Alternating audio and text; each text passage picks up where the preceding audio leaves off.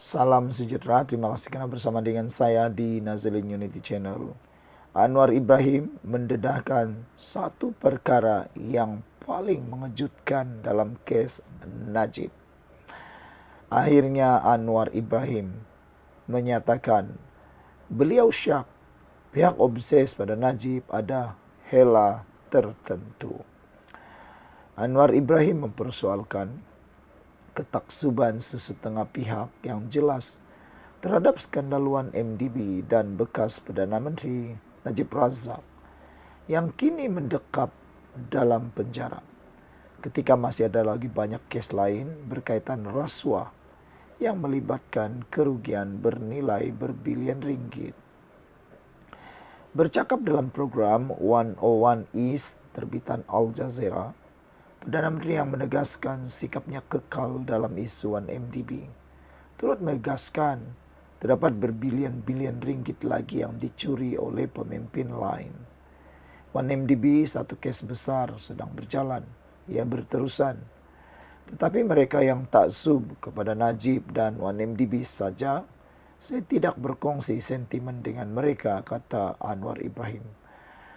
Jika Anda mendengar mereka seolah-olah satu-satunya masalah di Malaysia ialah Najib dan skandal 1MDB, kata Anwar lagi. Sebelum kita teruskan ulasan ini, jangan lupa, siapa ada masalah kencing manis, gout dan tinggi darah, sila tekan butang produk yang ada dalam video ini dan beli kerana produk ini terbukti sangat baik, murah, berkesan dan mujarab.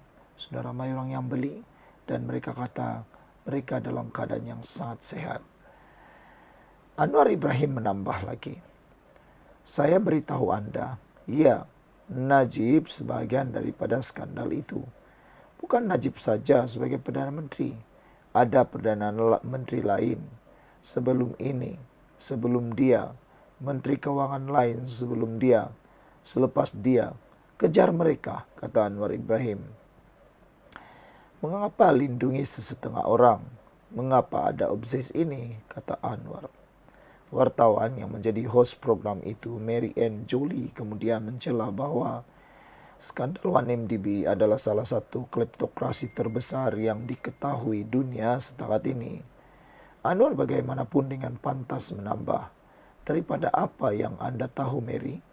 Soalnya, proses sewajarnya sedang berjalan. Tambah Anwar yang juga Menteri Kewangan. Ketika ini dia menjadi Perdana Menteri, justru tahu lebih banyak, lebih lagi maklumat berkaitan skandal negara. Dan ya, saya katakan 1MDB adalah skandal kewangan yang sangat besar.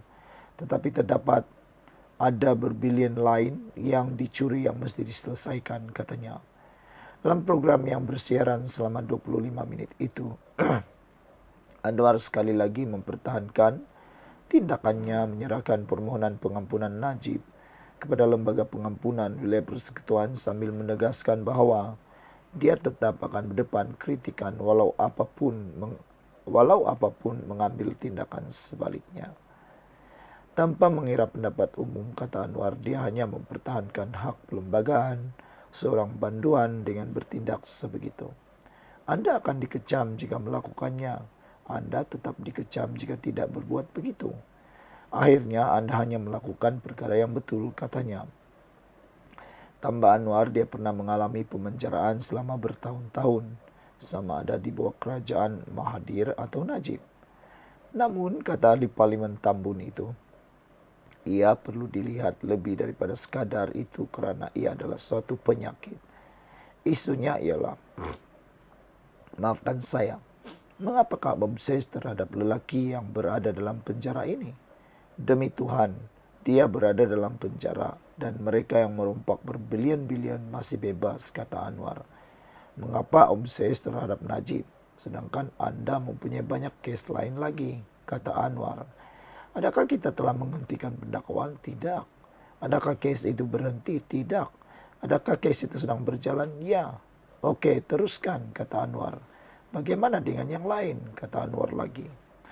Menjerang akhir temu bual, Anwar juga membidas pengkritiknya, terutama yang disifatkannya sebagai suara kononnya progresif, tetapi taksub kepada kes Najib dengan menegaskan bahawa proses yang sewajarnya sedang dijalankan.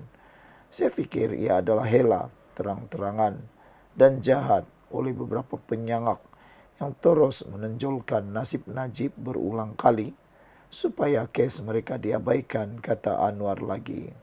Beberapa komen daripada netizen berkait isu ini mengatakan bahawa naratif dalam media tentang undang-undang bersifat mementingkan diri sendiri berdasarkan cerita yang dimulakan di tengah-tengah separuh kebenaran, dusta besar, dan menganggapnya sebagai gospel truth. Kita hanya dapat melihat gambaran sebenar jika kita meneliti keseluruhan cerita untuk connecting the dots, katanya. Perkara-perkara penting tidak disentuh dalam naratif tersebut. Perniagaan undang-undang Inggris adalah untuk kepentingan dirinya sendiri. Peguam secara umumnya adalah penipu. Mereka menipu klien dan mengaut keuntungan. Mereka mungkin menjual klien dan berpura-pura tidak tahu apabila pihak lawan merasuah mahkamah. Terdapat alasan untuk membalikan sistem artikelship dan mentor dalam undang-undang. Kata penulis ini, pendidikan undang-undang memerlukan reformasi. Ijazah LLB tidak memberikan kemahiran untuk praktis undang-undang dan kemahiran bilik mahkamah. Ia hanya boleh digunakan untuk mengajar undang-undang, perlembagaan dan jurisprudence kerana ia adalah program akademik. CLP yang bersifat diskriminasi hanyalah latihan menghafal kes undang-undang yang tidak perlu. Kecerdasan buatan AI boleh melakukan lebih baik, kata CLP. Sekolah-sekolah undang-undang mempersoalkan bagaimana peguam memperoleh kemahiran. Ia agak mistik. Undang-undang pada akhirnya adalah tentang kuasa bahasa Inggris, menunjukkan bukti pembacaan yang luas, kemampuan berfikir seperti peguam, kemampuan mencari undang-undang dan menunjukkan melalui petikan, serta kemampuan memahami pemikiran hakim apabila mahkamah menemui undang-undang dan mengisytiharkannya berdasarkan keputusan yang diambil dalam penghujahan. Ia adalah tentang undang-undang oleh pihak yang bersengketa mengenai isu konflik. Mahkamah tidak sepatutnya memakai blinker kuda-kuda dan membuat keputusan secara sempit, katanya. Ia harus menggunakan tafsiran yang luas dan mempertahankan prinsip rules of law, asas perlembagaan. Pihak yang kalah berhak tahu mengapa mereka kalah. Ini memudahkan rayuan. Terdapat penekanan yang besar pada semangat undang-undang dalam rules of law, asas perlembagaan apabila dibaca bersama surat undang-undang. Penekanan yang lebih besar pada semangat undang-undang mengatasi surat undang-undang apabila kedua-duanya dibaca bersama di bawah rules of law. Surat undang-undang dengan sendirinya bukanlah undang-undang. Ia tanpa demokrasi, tanpa persetujuan rakyat untuk legitimasi, katanya lagi. Sekian untuk kali ini. Jangan lupa tinggalkan komen Anda. Sila tekan butang subscribe dan kita jumpa lagi. Bye-bye.